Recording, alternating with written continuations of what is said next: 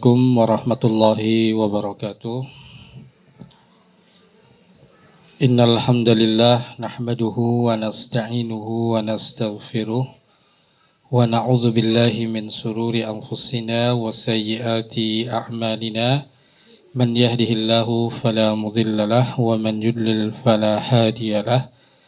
Wa asyhadu an la ilaha illallah wahdahu la syarika lah. Wa asyhadu anna Muhammadan abduhu wa rasuluhu la nabiyya ba'dah. Allahumma salli wa sallim ala Muhammadin wa ala alihi wa ashabihi wa man tabi'ahum bi ihsanin ila yaumiddin, amma ba'd. Para akhwat, ustazah yang mudah-mudahan dirahmati Allah Subhanahu wa taala, pada kesempatan pagi hari ini kita akan melanjutkan kembali pembahasan tentang macam-macam pendidik atau murabbi atau murabbiyah, ya. Nah, seperti yang sudah disampaikan pada pertemuan yang lalu, ya, ada 3 macam, ya, pendidik di dalam pendidikan Islam. Yang pertama ada yang disebut dengan al-itfa'i, pendidik yang dia itu seperti pemadam kebakaran, ya. Artinya apa? Pendidik semacam ini lebih fokus kepada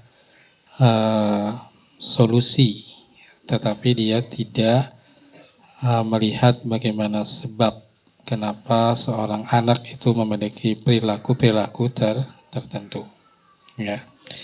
Sehingga nanti pendekatannya hanya pada berkaitan dengan hukuman, ya, teguran, peringatan dan lain sebagainya. Nah, kemudian yang kedua, kemarin juga sudah membahas tentang jenis pendidik. Yang kedua adalah apa? Al-murawwid. Ya, pendidik seperti pelatih sirkus, ya. Jadi pendidik seperti ini, ya, ingin anak didiknya itu tenang, anteng dan lain sebagainya, ya, karena mereka takut tanpa, ya, ia memahami tentang perasaan, ya, daripada apa? Anak didiknya tersebut, ya. Nah, kemudian yang ketiga ada pendidik yang disebut dengan al-ijabi, pendidik yang memiliki pengaruh yang baik terhadap anak didik, di mana pendidik ini memiliki hubungan yang harmonis. Kemudian ketika ada permasalahan-permasalahan, maka dia akan fokus pada apa? Sebab, ya, sebab kenapa anak itu berperilaku, ya, seperti itu. Nah, pada kesempatan pagi hari ini kita akan masuk dalam pembahasan tentang langkah-langkah yang perlu untuk kita lakukan, ya, sehingga kita bisa memberikan pengaruh yang baik terhadap anak didik kita. Ya, bagaimana langkah-langkah untuk menjadi pendidik al-ijabi atau pendidik yang memiliki pengaruh.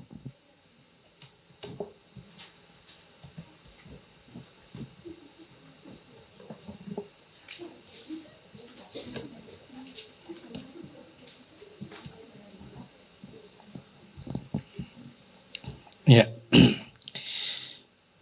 Jadi ada 6 langkah, ya, yang harus kita lakukan, ya, untuk menjadi pendidik yang memiliki pengaruh yang baik positif terhadap anak didik kita, ya. Nah, tentu di sini kita sama-sama belajar, ya, dalam arti apa? Dalam sisi bagaimana kita mempraktekkan, ya, tetapi kita memiliki basis ilmu, ya, tentang hal tersebut. Nah, yang pertama adalah bagaimana kita menghormati anak. Ya, jadi ada sikap hormat terhadap anak. Ya, nanti kita akan jelaskan, ya, masing-masing. Nah, kemudian yang kedua adalah, ya, bagaimana kita menampilkan sesuatu hal yang itu bisa mengagumkan anak kita. Jadi anak itu kagum terhadap kita. Jadi ada hal-hal yang ada di dalam pendidik, ya, itu yang bisa membuat anak didik itu menjadi kagum. Tentu nanti setiap pendidik punya sisi yang berbeda-beda, ya. Tetapi intinya adalah apa? Bagaimana anak didik itu apa? Bisa kagum terhadap pendidiknya.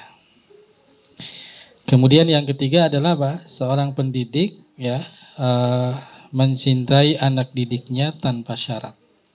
Ya, ini membangun satu chemistry ya, satu kesamaan ya berkaitan dengan bahwasannya anak didik kita ini adalah apa? Ya, seperti anak kita sendiri sehingga nanti ada tumbuh kecintaan. Ya, dan kecintaan itu tentu apa? Kecintaan yang sifatnya tanpa syarat. Kemudian apa? Ya, tidak berharap lebih dari seorang anak. Ya, artinya setiap anak punya kemampuan yang berbeda-beda, ya, punya potensi yang berbeda-beda, sehingga jangan sampai kita apa? Terlalu berharap lebih kepada anak di luar kemampuannya. Ya. Kemudian yang kelima ya adalah apa? Menemani anak didik dengan persahabatan. Ya. Jadi bagaimana seorang pendidik menjadi sahabat. Ya. Kemudian yang keenam ya perlu adanya keseimbangan ya antara peran orang tua dengan peran pendidik guru di sekolah. Jangan sampai nanti ya bisa saja seorang pendidik memiliki peran yang lebih besar daripada apa? Orang tua. Nah, ini pun juga jadi salah ya. Artinya nanti apa? Ya memberikan kesempatan ya melibatkan orang tua ya di dalam proses pendidikan. Nah, sehingga nanti mungkin ke depan itu ketika ada pertemuan-pertemuan orang tua, memang ini yang menjadi diharapkan orang tua ikut terlibat ya dalam proses pendidikan yang kita adakan di lembaga kita. Sehingga dia memiliki peran yang sama, seimbang ya dengan pendidik ataupun guru ya, seperti itu. Nah, kita akan masuk dalam pembahasan yang pertama yaitu berkaitan dengan menghormati anak. Ya, bagaimana kita menghormati anak?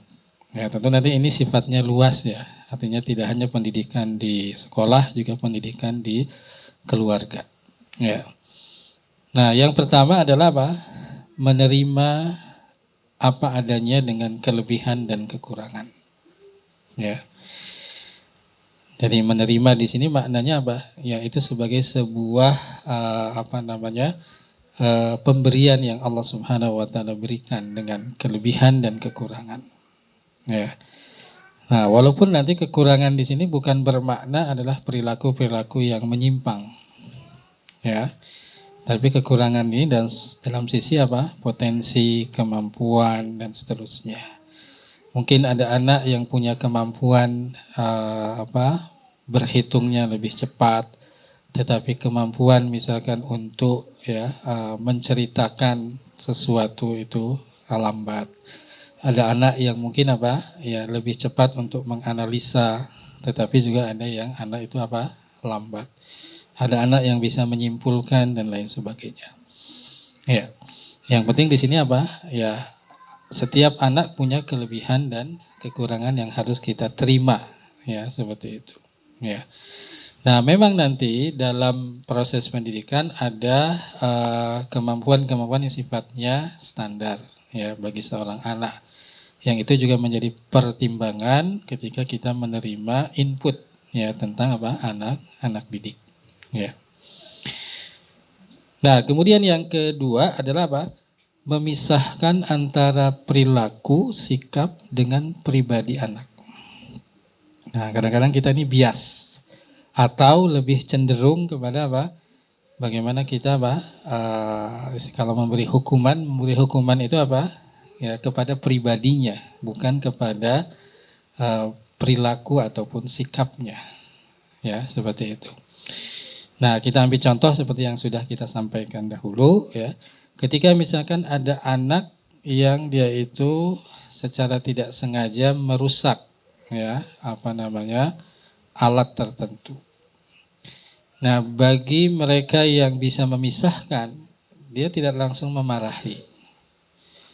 Ya, tetapi berusaha untuk membesarkan ya jiwa anak tersebut kemudian dia memberikan ya nasihat bahwasanya perilaku seperti ini adalah sesuatu yang salah. Ya. Tetapi kalau misalkan orang tua ini dia misalkan tidak bisa memisahkan, maka dia akan segera memarahi anak pada saat itu atau mungkin di hadapan orang banyak dan seterusnya, sehingga jiwa anak itu menjadi ciut, ya, menjadi ciut, ya, sehingga akhirnya tidak hanya saja perilaku yang menjadi salah, tetapi juga mental anak menjadi menjadi sedikit rusak berkaitan dengan hal tersebut.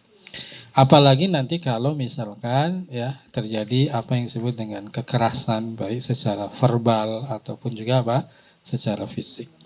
Ya. Nah, kemudian yang ketiga, ya, bagaimana menghormati anak adalah memperlakukannya sesuai dengan apa yang diinginkan, selama itu sesuatu yang tidak menyimpang. Jadi kita berusaha untuk mengikuti, menuruti apa kemauan anak selama dia itu tidak menyimpang. Tentu bukan berarti hal-hal yang membuat dia menjadi negatif itu kita ikuti. Ya. Tetapi itu ada porsinya masing-masing. Ya. Bagaimana ketika kita mengikuti apa yang menjadi keinginannya. Itu salah satu bentuk kita menghormati anak. Ya. Nah, termasuk juga adalah memahami usia anak, lalu menyesuaikan gaya bicara dan juga tindakan. Ya. Nah, jadi gaya bicara dan tindakan disesuaikan dengan usia anak. Ya. Nah, tentu di sini perlu ada skill, ya, keahlian yang memang perlu dilatih, ya. Dan sebetulnya ini menjadi PR bagi kita, bagaimana kita berkomunikasi dengan anak itu sesuai dengan usianya masing-masing. Ya. Nah, ini. Nah, jadi ini adalah 4 hal yang bisa kita lakukan ketika kita ingin menghormati anak. Ya. Nah, nanti kalau misalkan orang tua ataupun guru pendidik ini kurang menghormati anak, maka nanti ada dampaknya. Ya, jadi kalau kita lihat nanti ada dampak-dampak yang sebetulnya ini akibat dari kurangnya rasa hormat seorang guru, pendidik, orang tua kepada anaknya. Nah, dampaknya seperti apa? Ya, nakal. Nah, nakal ini bisa jadi anak ini kurang dihormati. Ya, termasuk kurang dibesarkan, ya, perasaan ataupun jiwanya. Ya. Atau mungkin sering berbohong, ya. Jadi kadang-kadang anak juga sering berbohong, ya. Nah, ini kurang dihormati. Sering merusak barang-barang, ya, tanpa sebab dan seterusnya. Dan juga ketika ada tamu sering mengganggu, ya. Jadi ada tamu dari orang tuanya tuh, itu diganggu seperti itu. Nah, ini sebenarnya dampak ya kurang ya dihormati, artinya anak kurang dihormati. Ya, artinya walaupun dia mungkin anak-anak dan seterusnya, ya dia juga perlu untuk dihormati, perlu untuk dianggap keberadaannya, ya, seperti itu. Begitu. Nah, kemudian ya kita akan melihat juga bagaimana nanti kaitannya dengan ungkapan. Bagaimana kita mengungkapkan rasa hormat itu, ya, secara praktisnya seperti itu, ya, mengungkapkan rasa hormat. Nah, ada beberapa hal yang perlu untuk dilakukan untuk mengungkapkan rasa hormat atau kita memuliakan anak tersebut. Yang pertama adalah memberikan waktu yang cukup bersama anak-anak. Ya, jadi ada waktu yang cukup, ya. Waktu di sini maksudnya waktu yang tidak berkaitan dengan proses pendidikan, ya. Mungkin waktu untuk rihlah, ya, untuk ngobrol-ngobrol ringan dan seterusnya, ya, dalam momen-momen tertentu, ya. Dan ini memang perlu untuk dijadwalkan, ya. Ya, mungkin karena kesibukan Bapak, Ibu, ya, dan lain sebagainya, mungkin kurang dijadwalkan. Tapi sebetulnya ada waktu khusus untuk anak-anak, ya. Nah, yang kedua adalah memberikan kebebasan. Ada waktu-waktu yang dia sifatnya bebas. Anak lagi tidak terikat dengan orang tua. Tentu selama itu masih hal yang sifatnya dibolehkan. ya dengan pemantauan daripada orang tua, ya, sehingga dia bisa punya privasi, ya, seperti itu. Kalau kita lihat nanti kalau mengikuti pertumbuhan ya anak, misalkan ada anak yang ingin punya kamar sendiri, itu sebenarnya ada kebebasan, ya. Ada anak yang ingin misalkan lemari pakaiannya sendiri, ya, atau misalkan tempat makan sendiri dan seterusnya, ya. Nah, kemudian yang ketiga adalah hak untuk memilih, ya. Dalam konteks atau momen-momen tertentu, berikan anak untuk memilih, ya. Jadi jangan sampai orang tua itu ya nun sewu mendikte, ya, harus begini, harus begini, harus begini, harus begini, ya. Tapi diberikan pilihan, ya.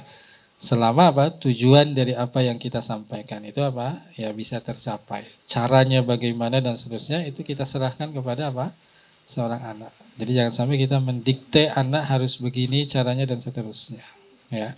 Sehingga nanti di sini ada hak untuk memilih dari seorang anak, ya. Kemudian yang keempat, hormati pendapatnya, ya.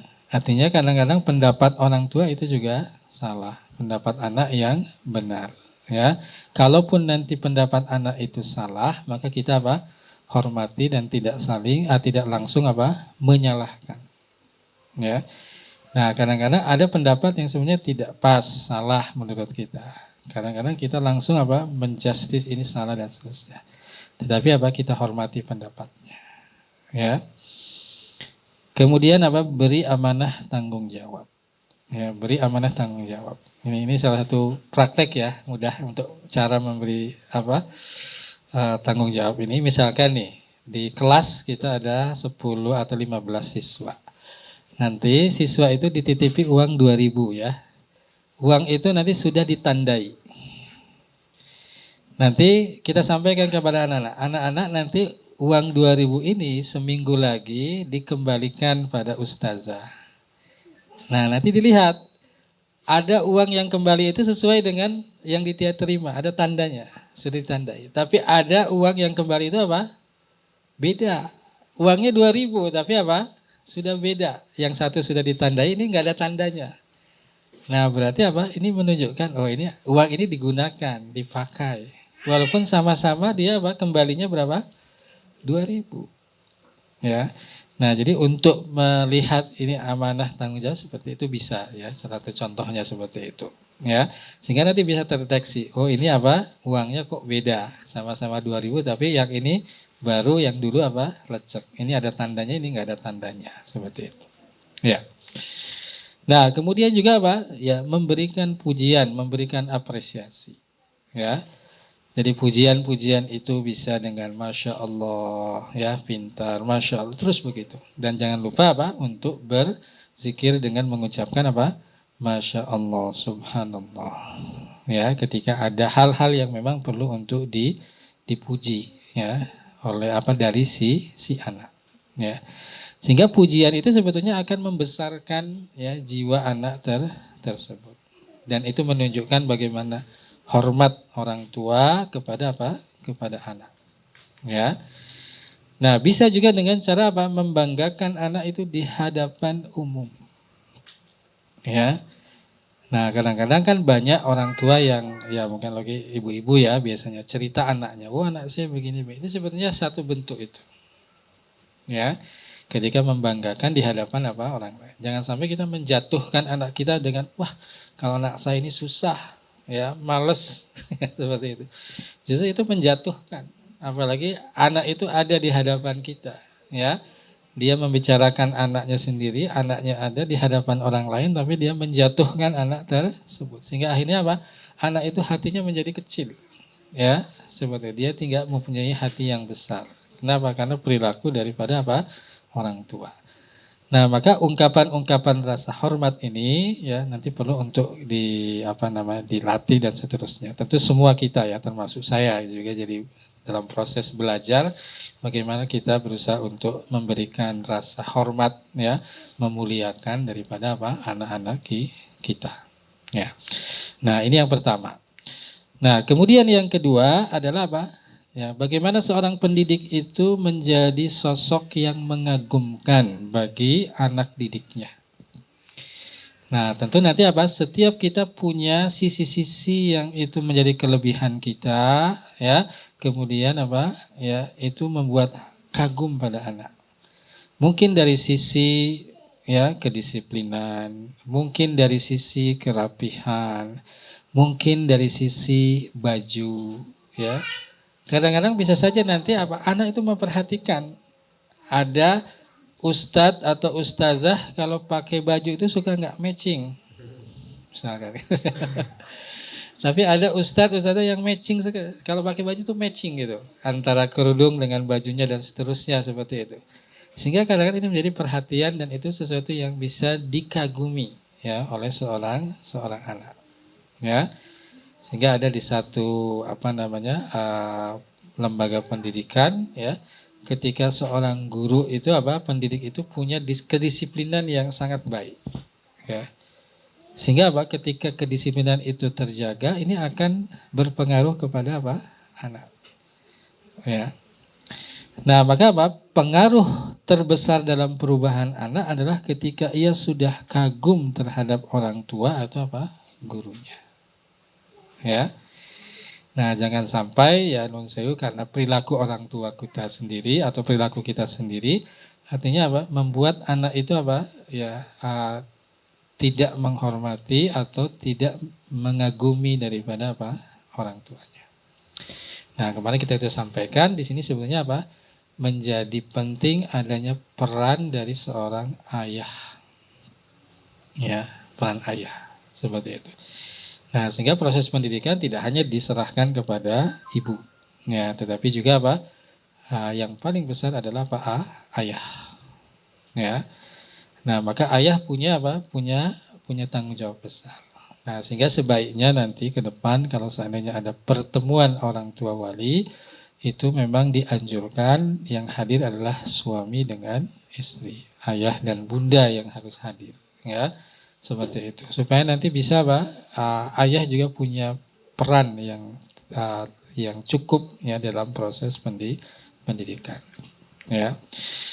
Nah, kemudian hadirkan perkara-perkara yang baik yang membuat anak itu kagum tadi ya. Ya, ada hal-hal yang baik di antara yang kita miliki yang kita perlu untuk tonjolkan.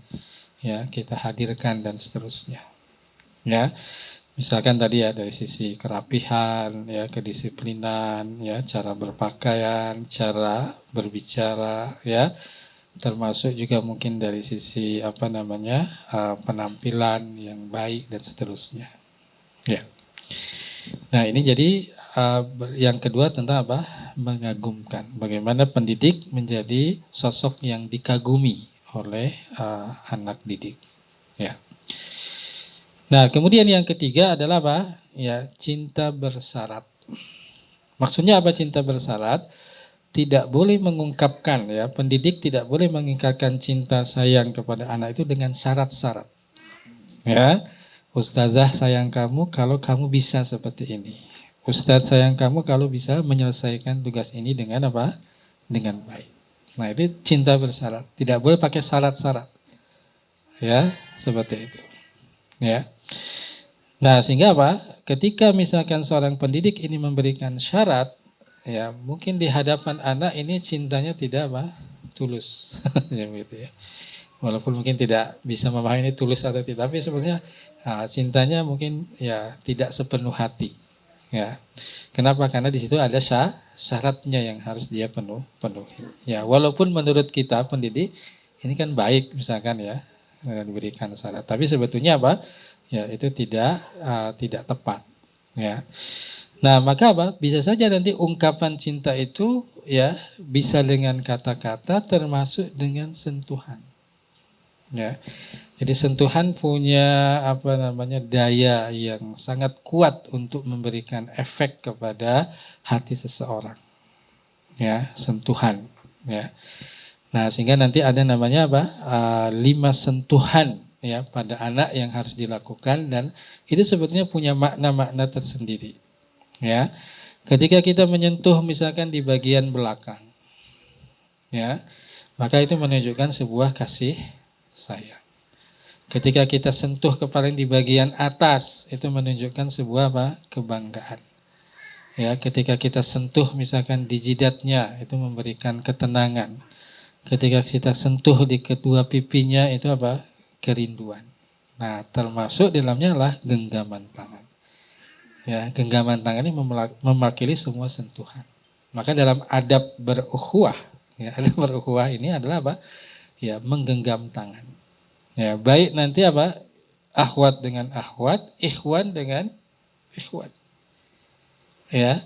Jadi kalau di di negara Timur Tengah, khususnya di Saudi Arabia, ketika seorang guru atau syekh itu kadang-kadang dia pegang tangan muridnya, dipegang. Sambil ngobrol dipegang. Bagi yang nggak biasa mungkin risih ya, dipegang-pegang gitu kan. Tapi sebenarnya itu menunjukkan apa? Ya, kecintaan, menunjukkan kasih sayang. Ya, dan sentuhan ini ya sebetulnya apa? Memiliki daya yang sangat kuat. Ya, seperti itu, ya. Dan biasanya sentuhan itu apa? Ada di tangan. Ya, di tangan. Nah, sehingga bagaimana nanti dalam Islam tidak boleh ya laki-laki dan wanita yang bukan mahram itu melakukan apa? Jabat tangan. Ya, kenapa? Karena disitulah akan menimbulkan apa? Ya, syahwat karena syaitan itu masuk. Ya. Tetapi kalau itu dilakukan dalam proses pendidikan suami dengan istri, ya, kemudian mungkin nanti apa, ya, orang tua dengan anak dan seterusnya, maka ini memberikan apa, makna yang sangat besar, ya, seperti itu. Nah, termasuk juga ini kadang-kadang ya, ada beberapa ini secara praktis aja, ada beberapa ustadz yang memberikan pengajaran kepada kita dengan sentuhan-sentuhan termasuk kepada orang tua. Ya, misalkan dengan disentuhkan di bagian apa? Punggungnya, ya, dengan diusap-usap orang seperti itu. Nah, orang tua akan merasa lebih tenang. Ya, dan itu tidak menunjukkan wah ini kurang ajar, enggak. Justru menunjukkan kasih sayang. Ya, seperti itu. Ya. Nah, ini sentuhan. Termasuk di dalamnya ungkapan ya cinta itu dengan menggunakan apa?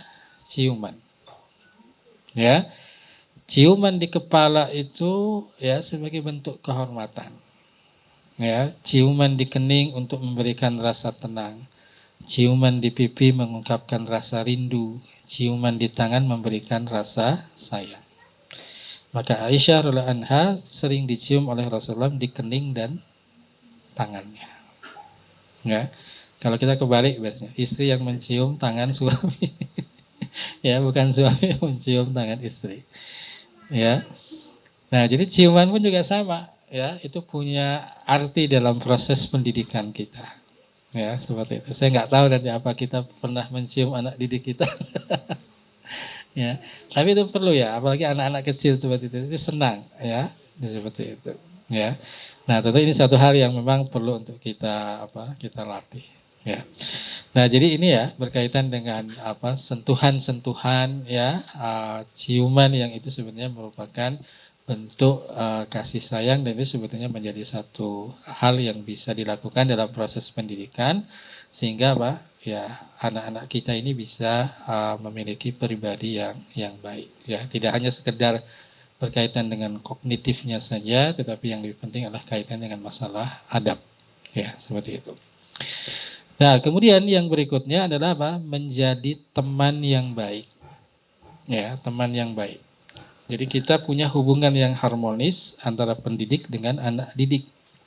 Ya.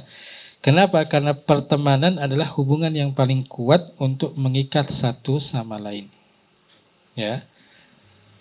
Nah, kenangan yang membuat dia bahagia dan bangga, memberikan waktu bersenang-senang dan tidak membahas tema pendidikan, luangkan waktu untuk sekedar berbincang santai. Ya.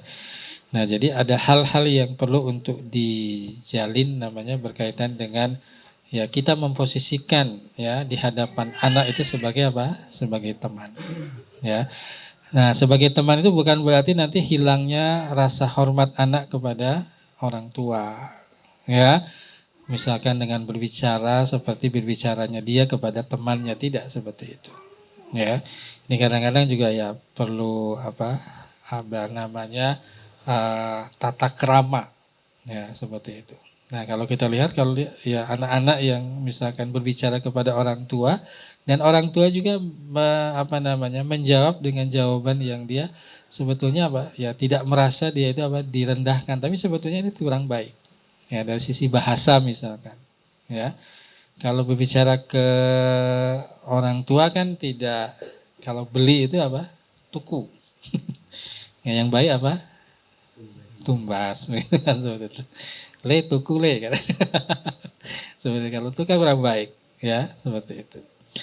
Nah, jadi ya, ini menjalin hubungan. Ada namanya ta'liful qulub. Ya, taklif itu bagaimana mengikat hati menjadi hubungan yang paling kuat satu dengan yang lain. Nah, tentu seseorang atau anak itu bisa menjadi teman karena dia merasa nyaman, ya, di hadapan ada di sisi daripada gurunya, ya. Dia bisa merasa nyaman, merasa tenang, ya, sehingga nanti itu menjadi sebuah kenangan, ya. Dan inilah sebetulnya yang namanya guru itu selain pahlawan tanpa tanda jasa, tetapi guru ini jasanya itu juga dikenang, ya, sehingga nanti banyak orang-orang sukses, ya, dan lain sebagainya karena ya, usaha daripada guru yang baik, ya, seperti itu, ya. Jadi ada guru-guru yang mungkin ya cerewet, tapi sebetulnya cerewet yang positif, gitu kan, seperti itu. Ya, cerewet yang positif. Tentu ini untuk kebaikan daripada anak itu. Ya, menjadi teman yang baik. Ya. Nah, kemudian seimbang dan saling melengkapi antara pendidik dengan orang tua. Ya. Jadi seimbang dan saling melengkapi. Nah, maka nanti dalam stakeholder kependidikan, maka di sini ada yang namanya ya, pendidik, sekolah, orang tua, dan juga masyarakat. Nah, itu sebenarnya stakeholder pendidikan yang harus terlibat dalam proses pendidikan. Ya, termasuk dalamnya kalau untuk kita yang lebih ini adalah orang tua. Ya. Sehingga nanti ke depan ya, pertemuan-pertemuan orang tua ini nanti kita berikan materi-materi berkaitan dengan parenting nabawiyah, ya, begitu. Sehingga nanti orang tua itu memiliki visi yang sama dengan sekolah. Suami istri memiliki visi yang sama dengan proses pendidikan daripada anak-anaknya, ya. Kemudian juga ya orang tua juga diberikan sebuah tanggung jawab yang sama. Jangan sampai nanti ada orang tua yang mengartikan sekolah ini seperti laundry, ya.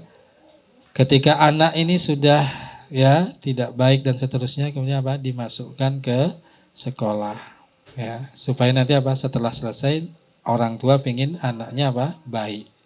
Seperti kita mencuci laundry, kita masukkan baju kita ke laundry dalam keadaan kotor, ketika selesai nanti bersih. Ya, tidak seperti itu. Sehingga nanti perlu kerjasama dan saling melengkapi antara pendidik dengan orang tua. Dan tidak boleh nanti pendidik melakukan peran yang tidak seimbang, artinya dia berlebihan. Ya. Sehingga nanti anak itu tidak memiliki hubungan yang baik dengan orang tua. Ya. Jadi harus kedua-duanya. Ya. Nah, ini seimbang dan saling melengkapi dalam proses pendidikan. Nah, kemudian yang terakhir adalah fokus pada proses bukan hasil. Ya. Ya. Enggak ada suaranya. Jadi fokus pada proses bukan hasil. Nah, maka apa yang dilakukan? Ada namanya ta'lifu qabla ta'rif. Ta'lif itu bagaimana kita mendekatkan hati sebelum kita ta'rif, saling mengenal. Ya. Seperti itu. Bagaimana ta'lif itu? Kita bisa nyaman, ya. Kita bisa merasa tenang dan seterusnya. Sebelum kita ta'rif. Ta'rif itu kita mengenal lebih jauh, ya. Jadi ada kesamaan-kesamaan yang bisa kita kita ikat, ada chemistry yang bisa kita ikat, ya, antara pendidik dengan dengan anak, atau misalkan antara orang tua dengan anak, ya. Kemudian apa? At-ta'rif qabla taklif.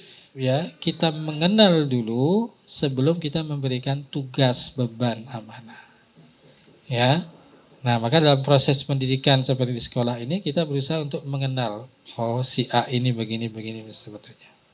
Ya. Nah, sehingga sebaiknya nanti memang ya, ini idealnya input yang masuk dalam lembaga pendidikan kita ini, setiap ustadz atau ustazah memiliki gambaran ya secara sekilas tentang anak didik. Ya. Dan nanti sifatnya dia deskripsi ya, seperti itu. Misalkan oh anak ini kecenderungannya begini dan seterusnya. Ya. Tentu ini melalui proses pengamatan ya dan seterusnya, seperti itu. Ya.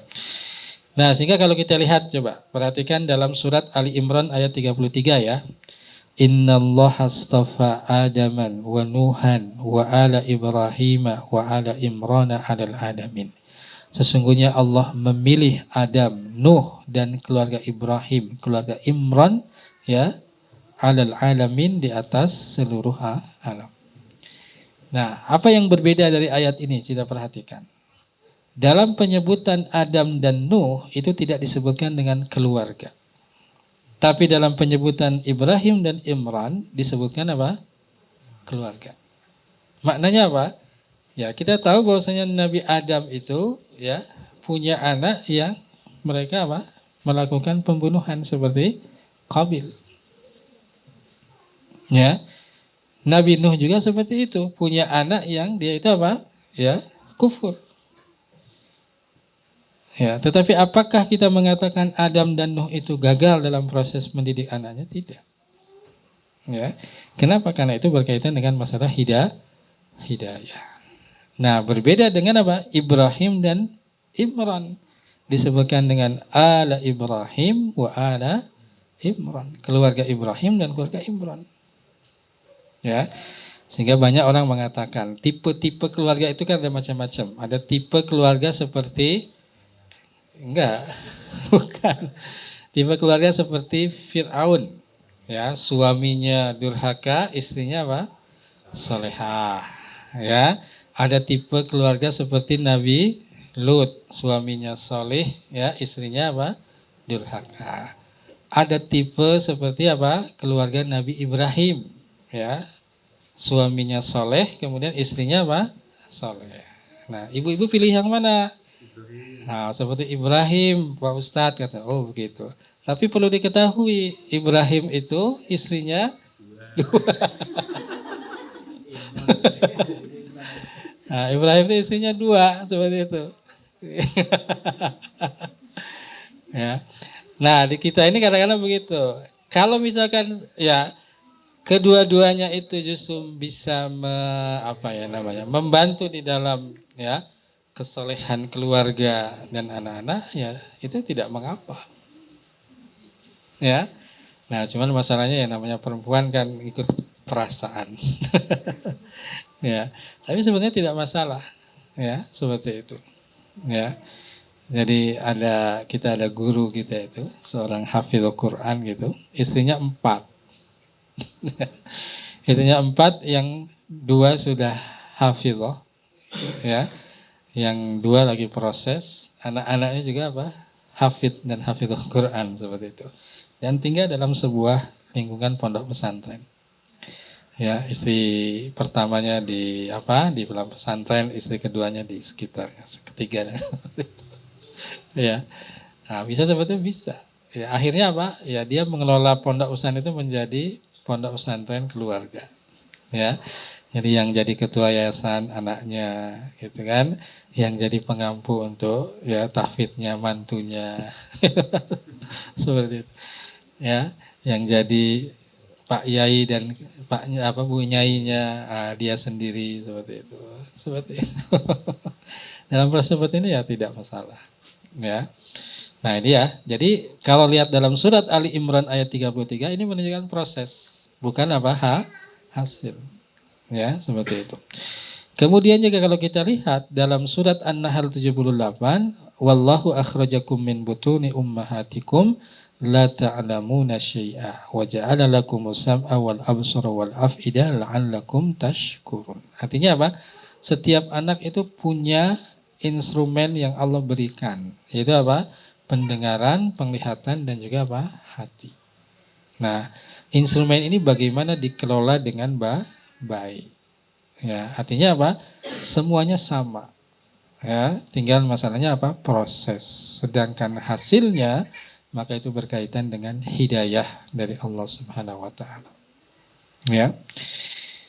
Nah, jadi ini yang bisa kita sampaikan pada kesempatan pagi hari ini berkaitan dengan fokus pada proses bukan apa hasil. Ya, jadi jangan sampai nanti misalkan ini beberapa sekolah sudah dilakukan ya. Jadi di sekolah tidak ada yang namanya ranking. Ya, dan itu kadang-kadang juga perlu diarahkan karena orang tua biasanya apa? Anak saya ranking berapa? Ya, atau misalkan kita tanya misalkan, "Nak, ranking berapa?" gitu. Itu jangan. Ya, jadi perankingan itu sebetulnya memiliki dampak yang tidak baik. Tetapi yang lebih pas adalah menggunakan penilaian bersikap deskripsi. Ya, oh anak dari sisi ini seperti ini, anak dari sini. Sehingga nanti anak bisa ada perkembangan yang bisa dipantau baik oleh si pendidik, ustadz, ustazah, atau juga oleh apa orang tua. Ya. Nah, sehingga nanti ya di beberapa tempat atau lembaga ketika pembagian rapot itu memang perlu waktu yang cukup. Ya, waktu yang cukup antara guru kelas atau wali kelas dengan apa? Orang tua. Ada pembicaraan yang cukup. Tidak hanya sekedar menyerahkan kemudian selesai. Ya, mungkin nanti waktunya agak lama betul, tapi itu sebetulnya apa? Memberikan perhatian yang besar dalam proses ya pendidikan dan bukan apa pada berfokus pada hasil. Ya, seperti itu. Ya. Nah, para ustadz dan ustazah yang mudah-mudahan dirahmati Allah Subhanahu wa taala, mungkin ini yang bisa saya sampaikan pada kesempatan pagi hari ini. Ya, wallahu a'lam bishawab. Wassallallahu ala sayyidina Muhammad wa ala alihi washabihi wa akhir da'wana alhamdulillahirabbil alamin. Mungkin kalau ada tanya jawab bisa 10 menit kalau bisa ada. Kalau ada.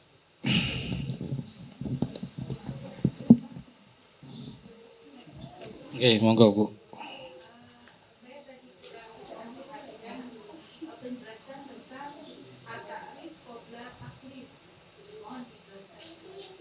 Ya, jadi sebelum kita mengenal anak, kita tidak memberikan beban dengan tugas.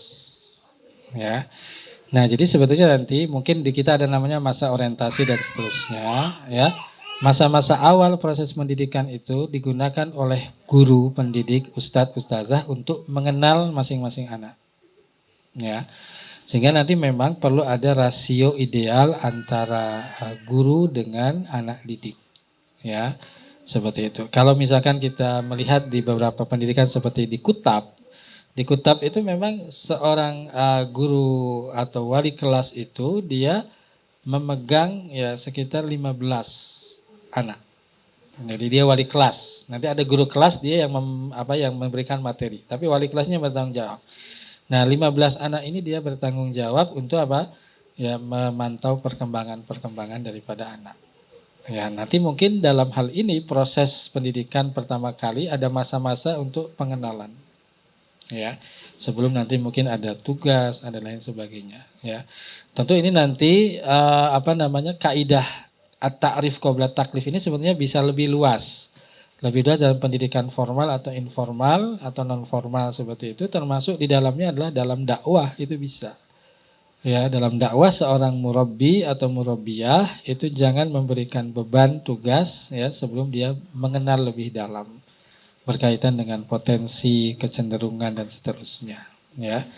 Nah, itu yang dimaksud dengan at-ta'rif qabla taklif, ya, mengenal dulu sebelum kita memberikan beban, tugas, amanah dan seterusnya. Ya, seperti itu. Ya, wallahu a'lam bishawab. Ada lagi silakan.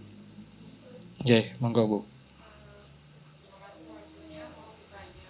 Ketika kita memberikan reward kepada anak setelah dia mencapai hafalan tertentu, apakah itu termasuk cinta bersyarat atau bukan?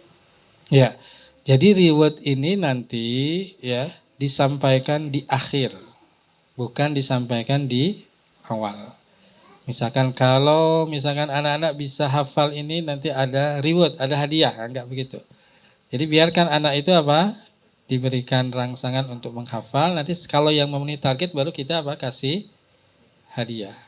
Nah, jadi itu bedanya antara cinta bersyarat. Karena syarat itu biasanya di depan. Ya, kalau reward atau apresiasi biasanya dia di belakang tanpa dia disampaikan terlebih dahulu. Nah, sehingga ketika misalkan oh dia ini sudah memenuhi target, kemudian diberi hadiah oleh ustadz atau ustazah, itu bisa juga memotivasi yang lain. Ya, seperti itu. Jadi itu, Pak. Bedanya antara cinta bersyarat itu biasanya dia di depan. Ya, seperti itu. Ya. Allah besar. Ya. Oke, masih ada lagi. Terakhir mungkin satu ada dari Ustadz. Oh iya, sudah.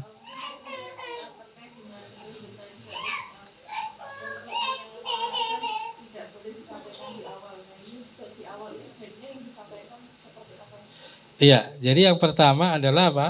Pengkondisian tentu, ya, pengkondisian. Jadi nanti seperti misalkan untuk tahfidz ya sebenarnya, ketika misalkan anak itu ingin menghafal, dia sudah dikondisikan terlebih dahulu, ya, kondisikan. Nah, kemudian yang kedua, ya, untuk memberikan motivasi-motivasi ini juga kita perlu mengakselerasi kemampuan kita dalam, contohnya adalah berkisah.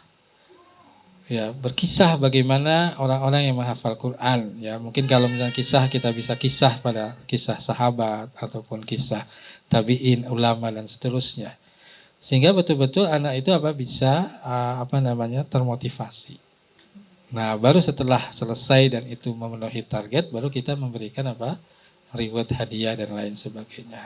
Seperti itu, ya. Dan memang yang paling mengena adalah masalahnya berkisah. Ya, karena memang usia anak seperti itu senang dengan apa? Kisah. Ya, seperti kisah seperti itu.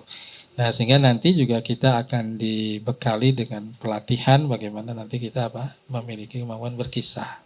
Nah, berkisah ini biasanya lebih banyak pada ustazah. Tapi sebetulnya ustadz juga harus punya apa? Kemampuan untuk berkisah. Seorang ayah juga harus punya kemampuan untuk berkisah. Ya, seperti itu.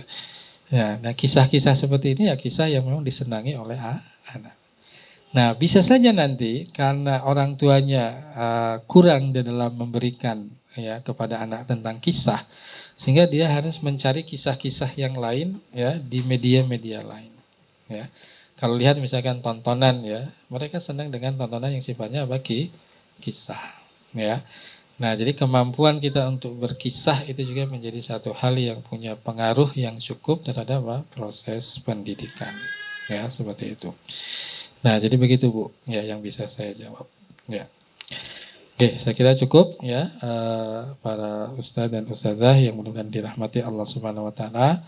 Ya, mudah-mudahan ini menjadi satu awal yang baik bagi kita untuk kita terus mengupgrade ya kemampuan kita. Nah, ada satu kisah ini kisah yang cukup menginspirasi adalah apa? Ya, proses pendidikan anak ini seperti kita menanam pohon jati. Ya, Ibu tahu pohon jati ya? Pohon jati. Pohon jati itu kalau tumbuhnya itu kan lama.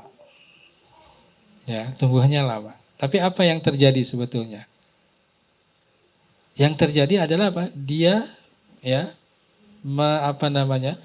tumbuh ke dalam. Ya, tumbuh ke dalam. Tetapi ketika dia pohon jati itu sudah tumbuh ke atas, maka dia akan lebih cepat. Nah, jadi artinya apa? Kita sebenarnya sedang mempersiapkan pondasi akar yang kuat. Ya. Nah, sehingga ketika misalkan anak itu sudah mencapai usia misalkan balik dan seterusnya yang mungkin tidak lagi bersama kita, maka apa? Dia sudah punya pondasi yang kuat. Ya.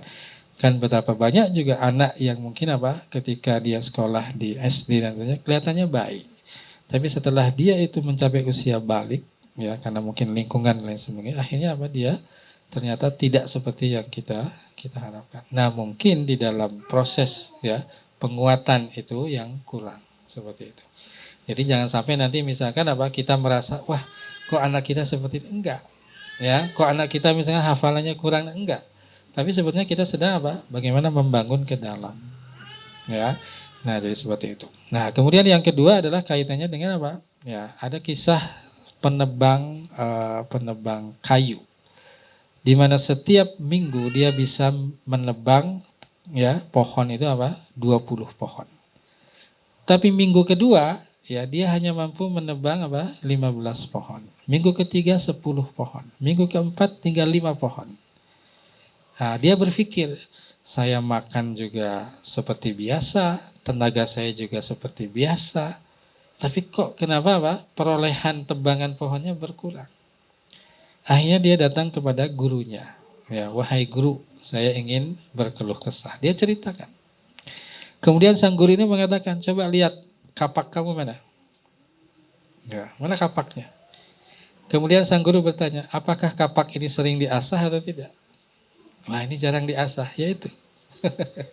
Nah, makanya guru juga apa? Perlu diasah kemampuannya, perlu di-upgrade, ditingkatkan ya kemampuannya, baik dalam masalah ilmu ya, dalam masalah skill dan seterusnya ya. Apalagi nanti tantangan pendidikan itu apa? Sangatlah besar. Ya, seperti itu.